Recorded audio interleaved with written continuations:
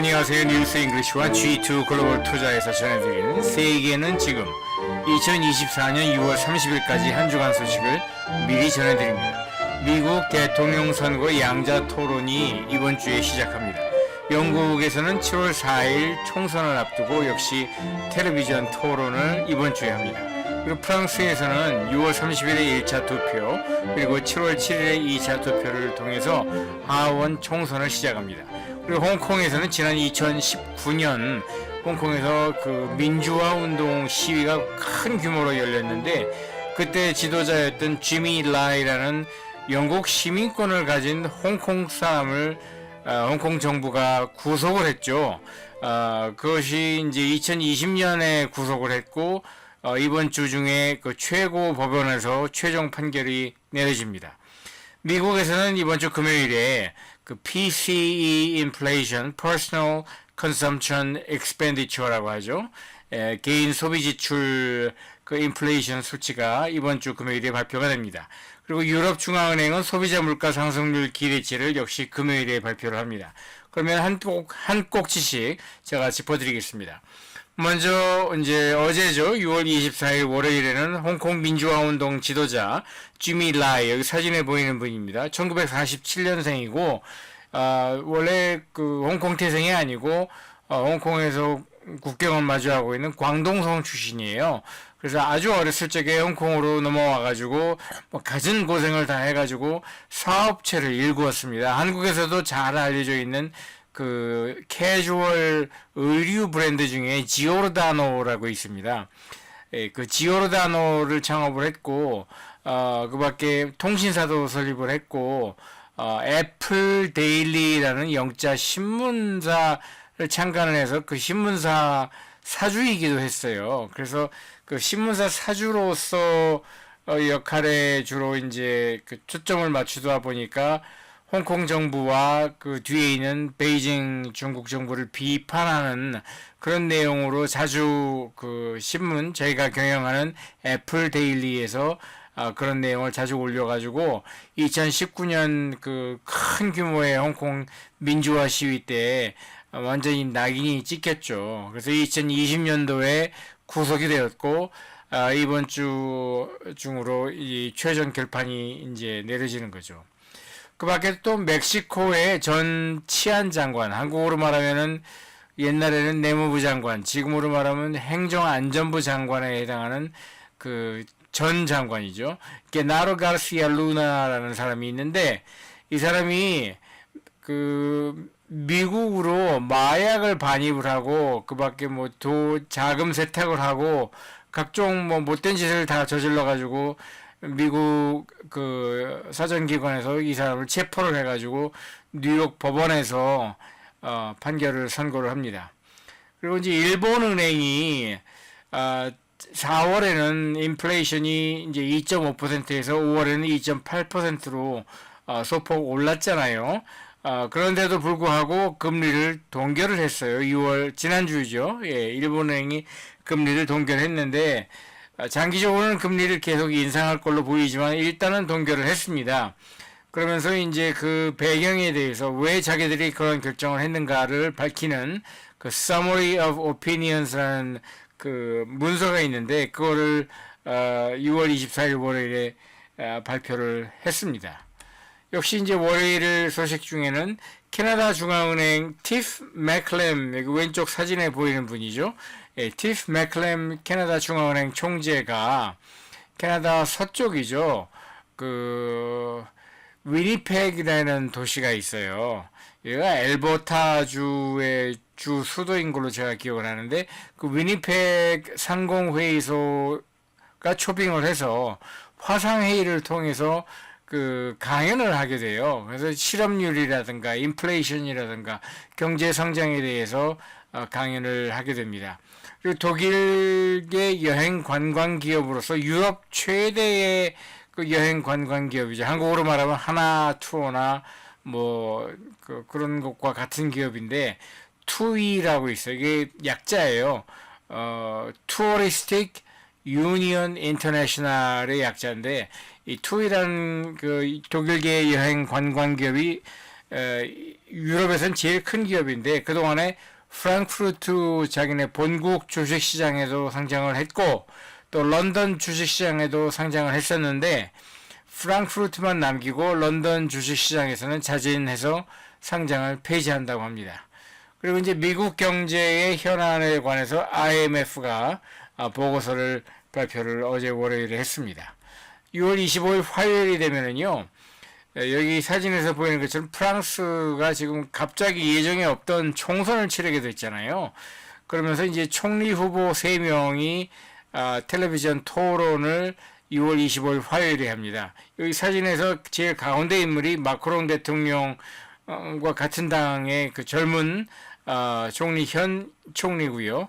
여기 사진에서 제일 오른쪽이 버델라라는 이름을 가진 그 북아프리카 계통의 28살짜리 그 극우파 정당의 그 총리 후보예요. 그리고 제일 왼쪽이 뭐 지금은 세력이 굉장히 많이 쪼그라들었지만은 프랑스의 사회당이나 공산당 포함해서 이 좌파 세력을 대표하는 그런 연합정당의 총리 후보입니다. 이 세 사람이 뭐 텔레비전 토론을 오늘 6월 25일 화요일에 한다고 합니다. 그 밖에 독일에서는 토목건설 신규 착공 데이터가 나오고요. 중국에서는 다보스 달리엔 포럼, 제가 여기 세계는 지금이 아니라 아시아 통신이라는 별도의 동영상에서 자세하게 제가 언급을 했는데, 세계 경제 포럼이라는 그 기관에서 겨울에는 스위스 다보스에서, 그리고 여름에는 중국의 요녕성 달리엔에서 이 포럼을 개최를 하는데 화요일부터 목요일까지 합니다. 그리고 일본의 천황 부부가 영국을 국빈 방문하고 버킹엄 궁에서 그 찰스 3세 국왕 부부와 같이 만찬을 6월 25일 화요일에 합니다. 역시 또 화요일에는 여기 사진에서 보이는 사람이 중남미 그 카리브해에 보면은 British Virgin Island라는 영국령 그 나라는 아니고, 왜냐면 영국령 땅이니까. 아무튼 브리티시 버진 아일랜드라는 그 자치권을 가진 그 땅이 있어요. 거기에 전 총리를 했던 앤드루 페이히라는 사람인데, 이 사람도 아까 멕시코 그 전 장관처럼 미국으로 뭐 마약 유통도 하고 자금 세탁도 하고 하다가 걸려가지고 마이애미 법원에서 기소를 당했고 6월 25일 화요일 오늘 그 판결이 나옵니다.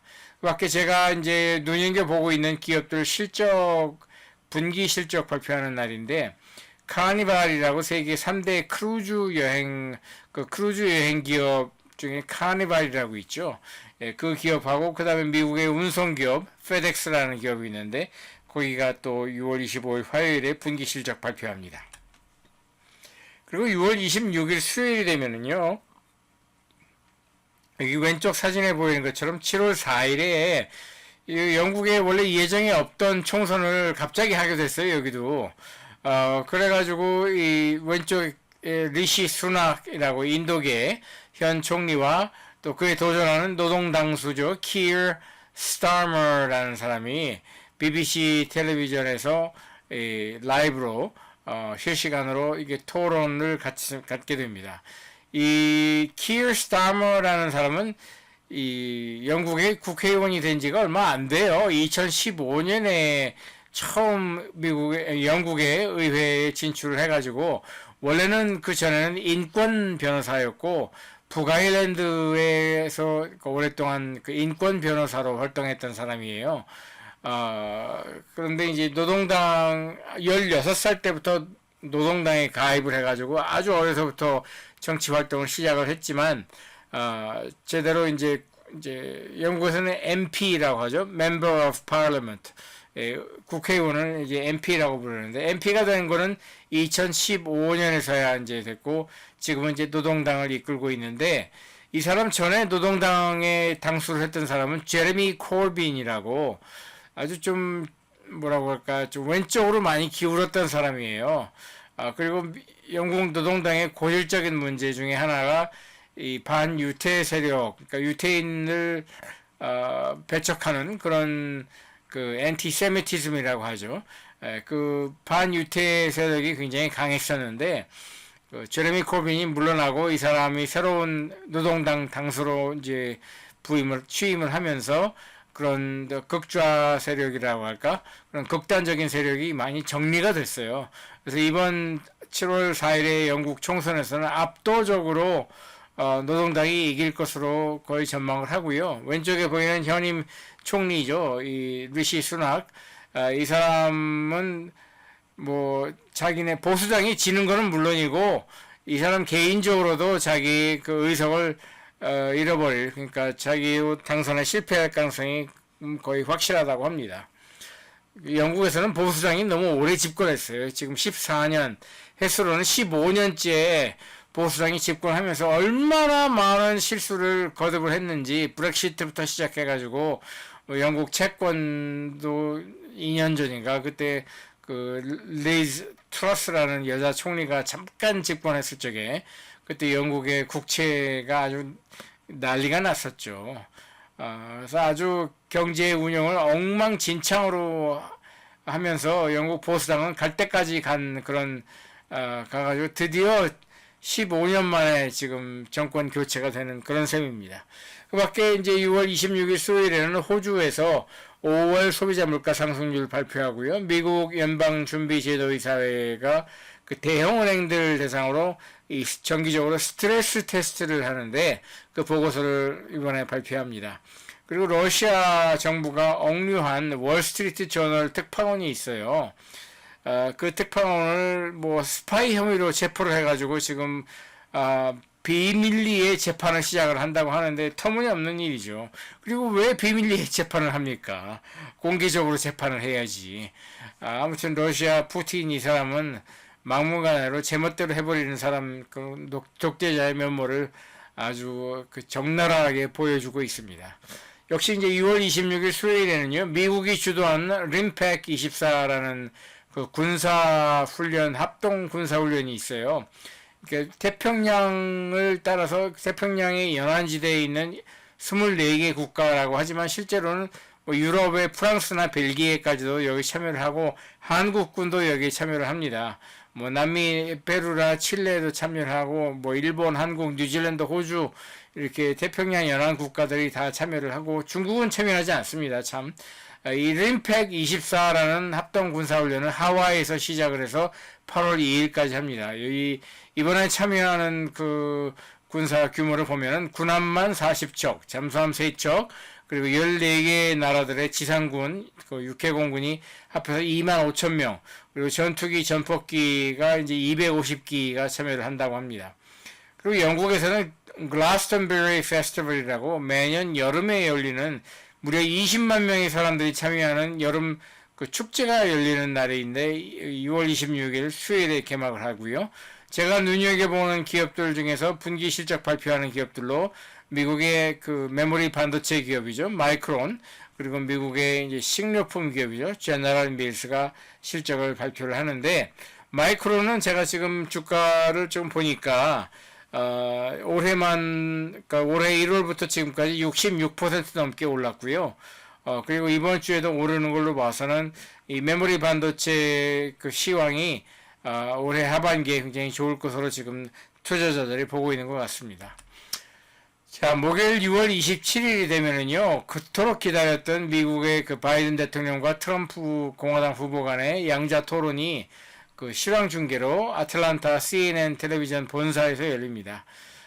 그리고 이제 호주에서는 5월에 고용지표가 발표가 되고, 미국은 2024년 1분기 경제 성장률 수정치가 발표가 됩니다. 그리고 영란은행이 금융안전성 보고서를 내고, 또 영국에서는 지금 한국과 비슷한 일이 벌어지고 있는데, 보상에 불만인 주로 이제 주니어급 의사들이 5일 동안 파업을 시작을 한다고 합니다. 영국은 의사들이 거의 전부 다 그 공무원들이죠. 그래서 National Health Service, NHS라는 그 국가기관을 통해서 모든 의료 서비스 행위를 하는데, 주니어급 의사들이 굉장히 불만이 많아요. 그래서 이 사람들이 이번에 파업을 한다고 하고요. 분기 실적 발표하는 기업으로는 나이키가 이제 눈에 들어옵니다. 그리고 금요일이 되면은요, 이것도 아시아 통신에서 제가 별도로 또 좀 자세히 보도를 했는데, 이란에서 대통령 선거를 합니다. 왼쪽에 사진에 보면은 오른쪽에 모자 쓴 사람이 지난 5월에 헬기 사고로 죽은 그 사람이고, 라이시라는 이름의 그 전임 대통령이고요. 왼쪽에 보이는 분이 이번에 새로 그 대통령 선거에 나온 3명의 후보 가운데 가장 유력한 후보입니다. 깔리바프라는 이름을 가진 분인데, 아무튼 이란에서 대통령 선거를 치르고요. 그 다음에 역시 6월 28일 금요일에는 몽골에서 국회의원 선거를 치릅니다. 그리고 미국에서는 5월 한 달 PCE 인플레이션, Personal Consumption Expenditure죠. 개인 소비 지출 인플레이션 데이터가 나오고요. 영국에서는 2024년 1분기 경제 성장률 수정치가 발표가 됩니다. 그 밖에 유럽중앙은행이 소비자 심리 데이터를 발표하고요. 독일에서는 5월 한 달 고용지표가 발표를 되고, 뉴질랜드에서는 마타리키라는 이름의 국경일이에요. 이게 뭐냐면 뉴질랜드 원주민들은 마오리 부족이라고 하잖아요. 이 마오리 부족들이 자기네들이 원래 가지고 있던 그 음력 그 달력이 있어요. 음력 그 달력에서 매년 새해가 시작되는 날이 마타리키라고 해요. 하늘에 떠 있는 자기네들이 보는 그 황소 자리, 별자리 중에 황소 자리라는 게 있잖아요. 그 황소 자리의 별의 위치에 따라서 자기네들이 정하는 그 신년이죠. 새해, New Year's Day를 마타리키라고 하는데, 이게 원래 국경일이 아니에요. 뉴질랜드에서. 아닌데, 이 소수민족이나 뭐 원주민들의 뭐 어떤 그 권리, 인권을 존중해야 된다. 그런 여론에 이제를 업혀가지고 2022년 2년 전부터 국경일로 정했고, 그래서 뉴질랜드는 뭐 자본시장, 주식시장이나 이런 것, 시장이 또 은행들이 문을 닫는 그런 국경일로 지금 삼고 있습니다. 토요일 6월 29일에는 여기 지도에 보이는 것처럼 굉장히 유서가 깊은 111년째 지금 되는 뚜르 드 프랑스라는 자전거 경주 대회가 시작을 해서 7월 20일까지 3,498km 주행을 시작을 하는데, 프랑스가 아니고 이탈리아 플로렌스에서 시작을 해서 7월 21일에는 모나코 그리고 프랑스 니스에서 그 테이프를 끊습니다. 무려 3,498km가 되고요. 유럽에서는 굉장히 중요한 스포츠 대회예요, 이게. 그래서 아주 그 흥미진진한 그런 대회로 지금 치러지게 됩니다. 그리고 이제 인도양에 떠 있는 섬나라죠. 모리타니아에서 대통령 선거를 6월 29일 토요일에 치릅니다. 그리고 마지막으로 이제 6월 30일 일요일에는요, 프랑스에서 총선 1차 투표가 실시가 됩니다. 여기 왼쪽 사진에 보면은 마크롱 대통령이 보이고, 그 밖에 마크롱 대통령에서 이 2시 방향으로 보면은 이 마린 르팽이라고 극우파 정당 연합의 지도자죠. 예, 그 사람이 보입니다. 그리고 그 위에는 제가 이름은 기억을 못하는데 프랑스의 사회당과 공산당 연합 정당을 이끌고 있는 좌파 정당 세력의 또 당수 역할을 하는 지도자가 보입니다. 그리고 마크롱 대통령의 그 오른쪽으로는 그 위에 보이는 마린 르팽 여자분, 이 여자분이 당수 역할을 하고, 그 밑에서 총리 후보로 나오는 굉장히 젊은 북아프리카 출신의 28살짜리 총리 후보예요. 그래서 이번 총선에서 예상하는 바와 같이 극우파 정당들이 이기게 되면은요, 대통령은 바뀌지 않아요. 대통령은 마크롱 대통령이 계속 하는데 총리가 바뀌게 됩니다. 그래서 대통령과 총리가 서로 완전히 반대되는 그런 정파 또는 정당의 사람들이 하게 되면서 프랑스는 제가 봤을 적에는 프랑스 발 유럽의 새로운 위기가 시작이 될 수가 있어요. 그래서 프랑스가 유럽연합을 탈퇴하거나 브렉시트처럼 그렇게 하지는 않을 것으로 보이지만, 굉장히 중요한 나라잖아요. 프랑스가 유럽연합에서 독일과 더불어서 양대 축인데, 여기에서 이제 굉장히 좀 균열이 갈 수 있는 아주 큰 차원의 어떤 변화가 프랑스에서 일어날 수 있다는 것이 저의 전망입니다. 그리고 이제 유럽 연합에서 EU Council of the European Union이라는 게 있어요. EU가 1999년, 2000년에 EU가 출발할 적에 7개의 서로 다른 기관을 통해서 그 EU가 움직이는 그런 시스템을 만들었어요. 그 중에 하나가 유로피안 유니언 파르라멘트죠. 의회죠. 720석의 그 EU 의원들을 뽑는 의회가 있고, 그것과 동시에 또 별도로 의사결정기관으로서 EU 27개국 나라들의 장관들이 모이는 그 회의가 또 따로 있습니다. 그게 바로 EU Council of the European Union이라는 거예요. 이거는 뭐 의원들을 사람들이 투표로 뽑는 건 아니고 각 나라에 보면은 EU 장관이라는 장관직이 따로 있어요. 그 장관들이 27개 나라 장관들이 모여서 하는 회의가 Council of the European, 또는 줄여서 그냥 EU Council이라고 하는데 6개월마다 의장국이 바뀌어요. 예, 돌아가면서 하는 건데 지금은 벨기에가 의장국인데 헝가리가 새로운 의장국으로 시작을 하게 됩니다. 그리고 마지막으로 이제 캐나다의 그 동쪽, 퀘벡주보다 더 동쪽으로 가면은 그 노바스코시아라는 주가 있고 그 옆에 또 동쪽으로 뉴펀들랜드라는 주가 있는데 이 두 주 전부 다 불어권이 아니고 영어권이죠. 그 캐나다 뉴펀들랜드에 가면은 1차 세계대전 전몰 용사 기념관이라는 게 있어요. 근데 아시다시피 캐나다는 호주, 뉴질랜드와 더불어서 또 그 밖에 뭐 굉장히 수많은 나라들과 더불어서 영연방 나라입니다. 그래서 캐나다의 국가 원수는 캐나다 총리가 아니에요. 영국 국왕이 캐나다의 국가 원수입니다. 영연방 나라의 일원이기도 하고요. 예, 미국은 아니죠, 근데. 예. 아무튼 그 캐나다의 1차 세계대전 전몰 용사 기념관이 있는데 그거를 영국의 그 프린세스 안, 그러니까 안느 공주, 이 사람이 누구냐면 엘리자베스 2세의 딸입니다. 유일한 딸이죠. 그러니까 찰스 3세 국왕의 여동생인 거예요. 예, 그 사람이 영국 왕실을 대표해서 캐나다를 방문해서 그 기념일을 기념한다고 합니다. 자, 여기까지 뉴스 잉글리시 G2 글로벌 투자에서 전해드리는 세계는 지금 동영상이었고요. 왼쪽에 보시는 것처럼 다양한 주제로 세계 정세를 저희가 동영상으로 제작을 하고 있고, 오른쪽에 보시는 것처럼 또 다양한 소셜 미디어 채널로 이 동영상 콘텐츠를 공급을 하고 있습니다. 여러분들에게 유익하고 저에게도 큰 도움이 되는 이 동영상 내용을 많이 알려주시면 고맙겠습니다. 그럼 다음 주에 또 뵙겠습니다.